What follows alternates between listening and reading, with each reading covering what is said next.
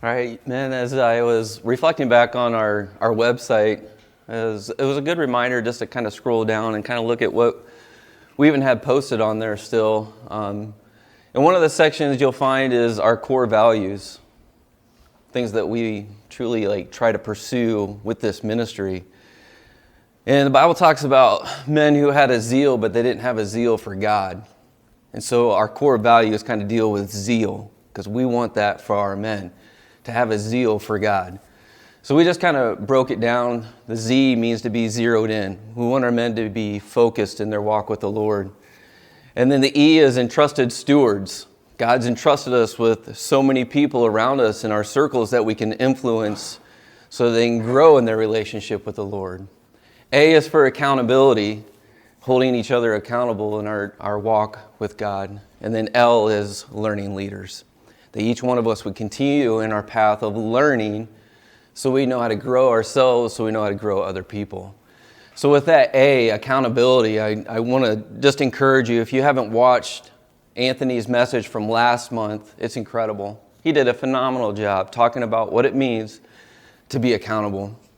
And so I just want to, that's one of my big things as well, just holding each other accountable. How can we do that, right? That's not necessarily what today's message is on, but I really would encourage you to go back and watch Anthony's. And he talked about having some local chapters where we can take what you heard today, and you might not want to open up in front of 30 men and share your heart, but if we can get in a smaller group, 5, 10 people, maybe you would open up a little bit more and we can discuss what we just heard sometime throughout the month. Okay, so we'll get that up and running eventually. It's fun talking through kind of some of this stuff with the pastors and seeing them wanting to take some initiative and getting things like this started. So excited about it, and we'll see when we can get that going. But look forward to it. All right. So today I want to talk about 3 G's and 31 personalities. Okay. So I like to try to be a little bit creative, so humor me, all right? So in Romans chapter 12, verse 1, it says, I beseech you therefore, brethren, by the mercies of God, that you present your bodies a living sacrifice, holy, acceptable to God, which is your reasonable service, right? So reasonable service. My son-in-law used to work for Verizon, right?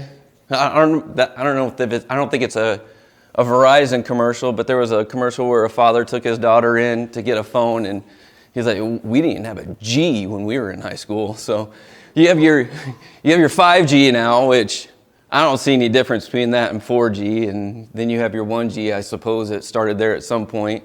I don't know all this stuff. I'm not going to try to be tech on you guys, but I thought, hey, three is pretty reasonable, right? So today's message will have 3 G's, and then I'll talk to you guys about 31 personalities, and I'm not going to hit on 31 personalities, but you'll see when I get there what I'm referring to. All right. So the first G is this. In our reasonable service to God, something that's wholly acceptable to Him is giving, right? And I'm not here to talk to you about tithing. That's not it, right? I'm here to talk about just flat out giving. Asking God to open your eyes to anything around you that He would want you to give towards. It could be service. It could be your time. It could be finances. You see, Peter in Acts chapter 3, verse 6 says, listen, silver and gold have I none, but such as I have, give I thee. And that's what I want to encourage you guys with, is think outside the box a little bit when it comes to giving. You might say, you know what, I don't have that. Or I don't have this time, or I don't have these finances. But such as I have, God revealed that to me so I can then give it. What is it? We'll get to that. All right? In John 15:13, Jesus says, there's no greater love than to lay one's life down for another or for a friend. There's no greater love than to give, right? For Jesus, you look at His life, and everything that He was doing was giving. His whole earthly ministry was about giving. I'll give sight to the blind. I'll allow you to be able to walk. Everywhere he was going, he was looking for an opportunity that he could give to point people to God, point people to himself. And so that should be our lifestyle as well. As giving should be one of those characteristics that defines us as believers, and it should be a go-to. Anytime that you see an opportunity or God reveals it to you, it should be like, oh, I need to give, or I want to give. Not that I'm forced to give, I would like to, right? And so I'm wearing my donor shirt, right? And so when there was a day I came home from work, and I'm not on Facebook or anything, but my wife showed me a Facebook message from my aunt that said, my kidneys are failing me.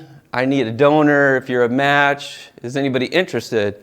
And she's like, well, this is where your aunt's at right now with her situation. And I'm like, well, I'll do it. You see, my life is spent giving. I'm always looking for ways in which I can give. And I'm not here to brag on myself. That's just how God molded me.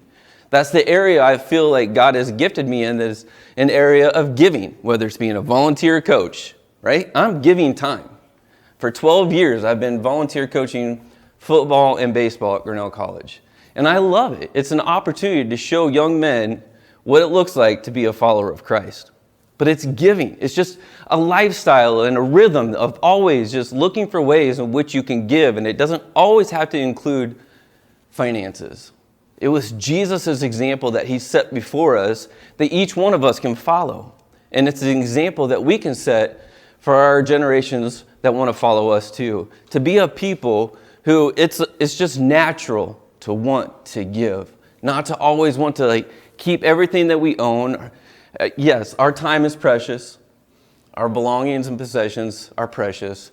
But God just doesn't want us to hoard it to ourselves. He wants us to be a people who are always looking for ways in which we can give. For the recipient side of that, okay? So I know that there are times where people are a little bit hesitant to receive. It's kind of like, no thank you, right? It's almost a humbling experience to receive something. But we need to allow givers to give, right? Someone who has just this heart of giving, right? Sometimes it's kind of like, I want to give you something, and God's laid it on my heart to give you, and all of a sudden it's like, no thank you. It's like, oh man, I've been looking forward to this, and you're rejecting it. I think about the parable of the Good Samaritan. Yeah, the focus is on the Good Samaritan, did an amazing thing, was a giver. But just think about what it must have been like to be that Jew on the side of the road all beaten up from the robbers, right? What was it like to see a priest approach on the side, someone you would think, hey, that person will help me, and that person just keeps walking by. And then a Levite, who also is involved with the things of the Lord, in his house, sees him, continues to walk by.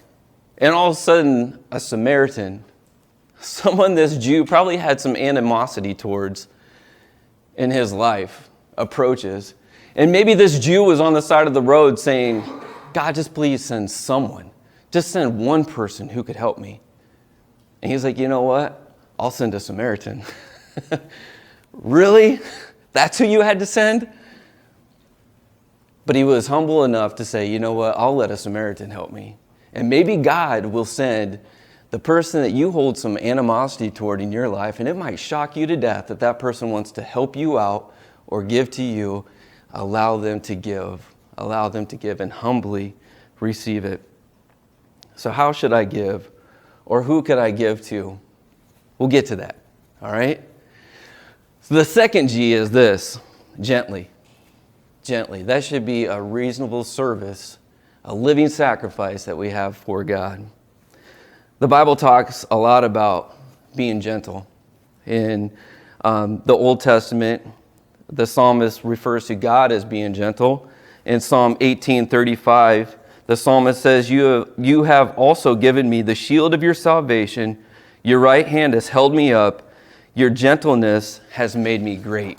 That's what God's gentleness can do in the life of a follower of his. It can make them great. That's what gentleness can do. Jesus says in Matthew 11:29, take my yoke upon you and learn from me, for I am gentle and lowly in heart, and you will find rest for your souls. Again, not only is Jesus and God an example of what it is to be giving, he's also a great example of what it means to be gentle.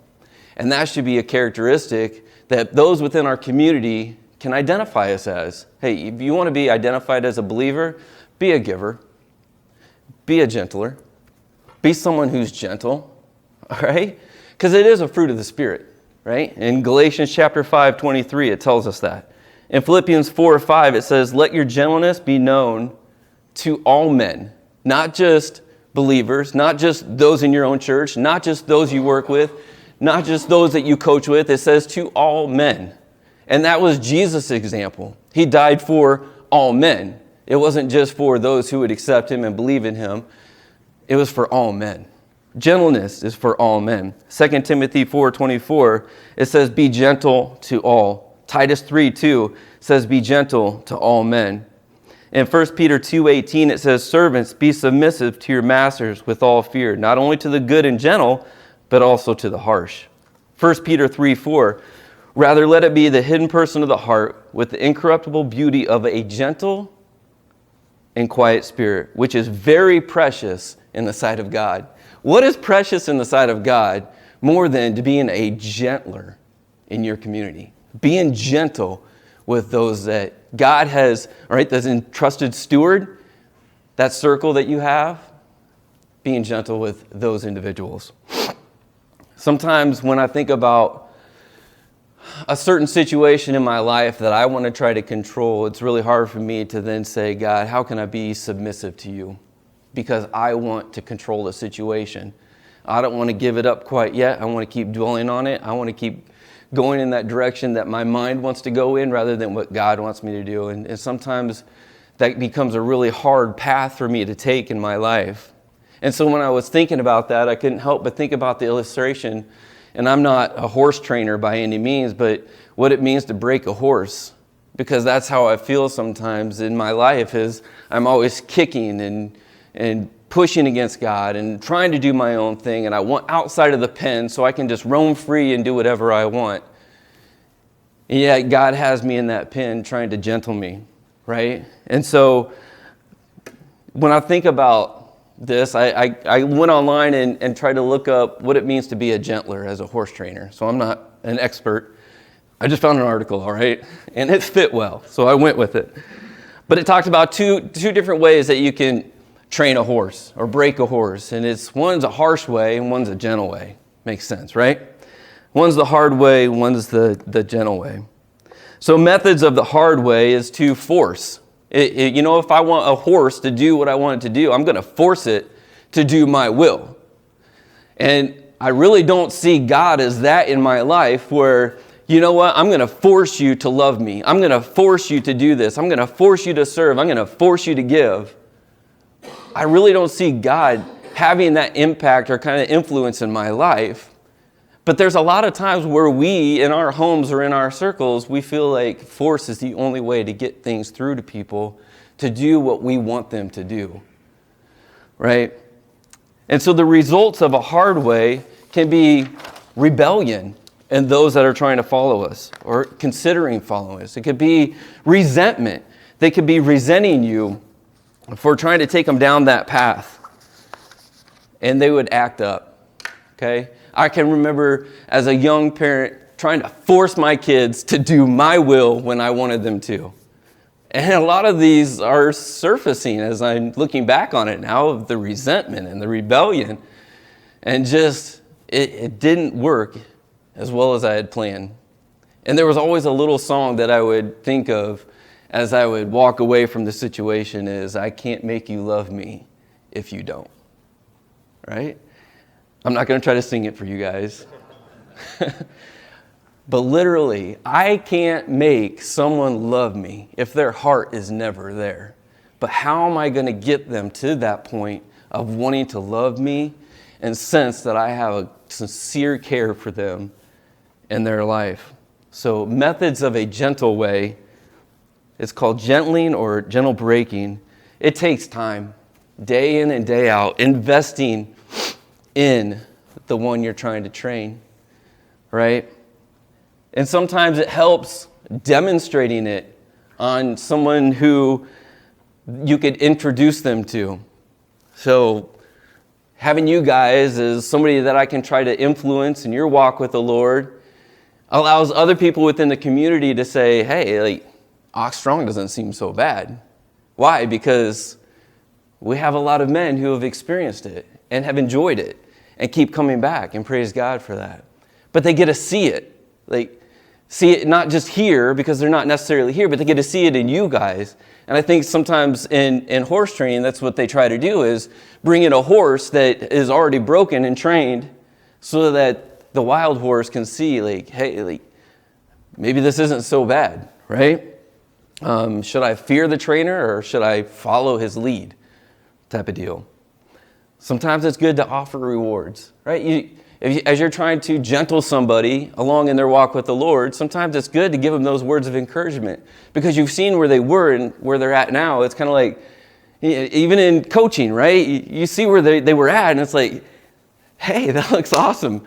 Thank you for applying what I was trying to teach you, and now it's proving to work in your walk. Just those little tidbits of, hey, good job, keep it up, is awesome to see as you're walking through that training process. The gentling way gains their trust, and it gives that quality and quantity of time to spend with them, to brush them, to pet them, to get in close. I don't know if you guys have ever been to the fair, Iowa State Fair, anywhere like that where they have the whole horse barn, right? And for me, it's like, these things are impressive. Like those Clydesdale horses, those things are monstrous. When you get up close, it's like, they're pretty impressive and intimidating a little bit. And you want to get as close as you can, but it's kind of like, will they bite my finger off? I don't know what this thing's going to do to me. Is it going to sneeze on me? I don't know what's going to happen, but it's like, I'll appreciate you from a distance. And then you see this little 5-year-old come up and start hugging on this horse and petting it, and it's like wow, like, I'm not doing that, but good for you. Like, at some point, this horse has thought, hey, this isn't so bad to have this person, this individual come into my life, to hug on my neck, to pet my mane, to brush me out. And who is that in your life that allows you to do that? Who in your life can you be gentle enough towards that they're going to allow you to get right into their personal space, so to say, right? Are they going to allow you to, or are they going to hold you at a distance because they've seen how you've worked with other individuals or how you've treated them in the past? And you need to display patience with them. Again, it's a process. We're a process. God's still working on us each and every day. And if He's gentle with me, I need to be gentle with others. And it might not be in my time. It might be a while. It might be a long time. I can say I have a great relationship with my daughters now as they're older, right? But it just takes time to be patient with the maturation in one's life, and we just need to lead them. The results of a gentle way, it builds trust with its handler, its leader, its trainer. For our case, for a discipler. If we're going to have an influence in the lives of people around us, and we want to disciple them, we need to be gentle with them along the way. Gentle training a horse can give you a lifelong companion. If we want life-lasting relationships with people, we need to be gentle with them. Proverbs 3, 5, and 6 say, trust in the Lord with all your heart. Do not depend on your own understanding. Seek His will in all you do, and He will show you which path to take. He'll show you. Should I take the hard path or should I take the gentle one? Should I trust God enough when He says to do this? Or should I just resent His words and keep living the life that I want to live? Those are the questions that we wrestle with.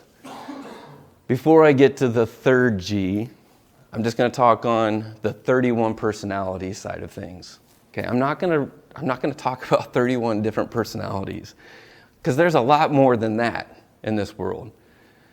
But an illustration that I could think of that just recently happened to me is when we were down in the Gulf Shores as a family. I I would suggest if you guys ever go there and you're hungry at night, like, go to supper at 4 o'clock. Or you will have a hard time finding a place to eat at all. So, we had supper early. We were going to go to get ice cream afterwards. And again, go early. Because we went about an hour before closing time, and it took us about an hour to get our ice cream. But it was a nice night out. We were having conversation on the deck before we could even enter into the place that was selling the ice cream. And so as we're getting closer to entering the doors to go in, we looked in, and my wife could see a picture of a donut stuffed with ice cream. I'm like, I'm in. I already know what I'm getting when I get in those doors, right? Anything that involves a donut, I'm there, right? And so when I got in the door, it was kind of like 31 flavors, where you see this tub of ice cream and another tub of ice cream and another tub and another tub and another, like there's so many different choices of ice cream that you could pick from. I'm like, so do I get one scoop? Because I can't, there's a couple choices that I want. She's like, oh, you can have 2. I'm like, I'm in. I don't know how many scoops of ice cream you can stuff in a donut, but I don't care. Just whatever I can get. But as I looked at some of those buckets of ice cream, some were all the way full, and some were all the way down to the bottom that she would have to try to scrape out of. I kind of think about our walk with God and our relationship with other people. As we approach these 31 different personalities that are God's entrusted in our circles, sometimes there's this one bucket that we always want to go back to because that person is loving and that person is lovable. Or we want to go to the bucket right next to it. That person is funny. I enjoy being around their humor. They're optimistic. I like that person. And sometimes they're outgoing. And I want one of those in my donut too, right? But there's also some buckets of ice cream out there that we're just like, I don't want any part of them. And a lot of times that's us in our walk with God. In our relationship with those within our community is like, you know what? I want all of that person. I don't want any of that one. And God says, I'm not a God of favoritism. I love all people. I give to all people. I'm gentle with all people. And He wants me to be the same in my walk too. Not just this one bucket. Venture out, man. Look for ways in which you can give, not just to one person all the time. Invest in other buckets too along the way and see what God can do through those situations. So which personalities am I drawn to most? Are there some that I'm avoiding that I shouldn't be? Should I try to make more attempts to love the unlovable? How? Our third G. We made it, all right? The third G is this, groan. Psalm 5, 1-2 says, give ear to my words, O Lord. Consider my groaning. Give attention to the sound of my cry, my King and my God. For you do I pray. Romans 8:26. In the same way, the Spirit helps us in our weakness. We do not know what we ought to pray for, but the Spirit Himself intercedes for us through wordless groans. Wordless groans. As a horse submitting its will and trusting its handler, sometimes the imagery that sticks in our mind is finally the point where this horse just goes,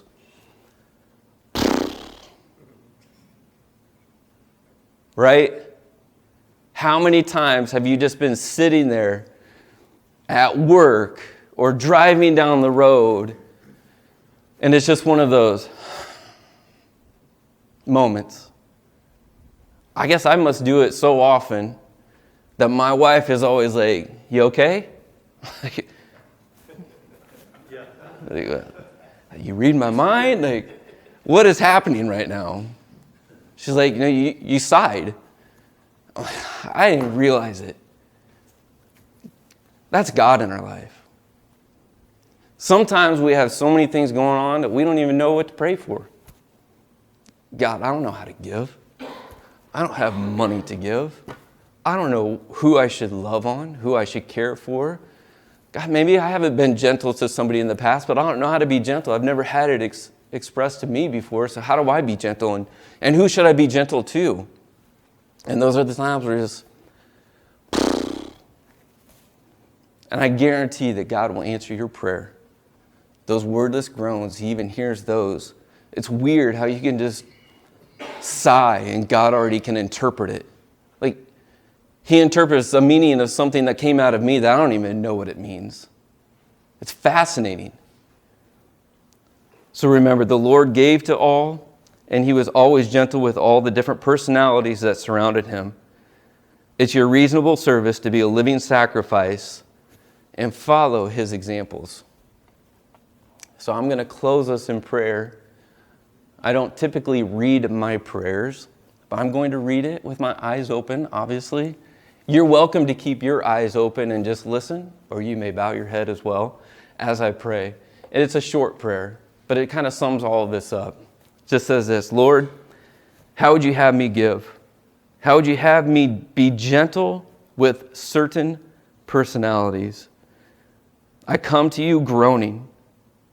Thank you for interpreting and answering my prayers in your perfect way and time.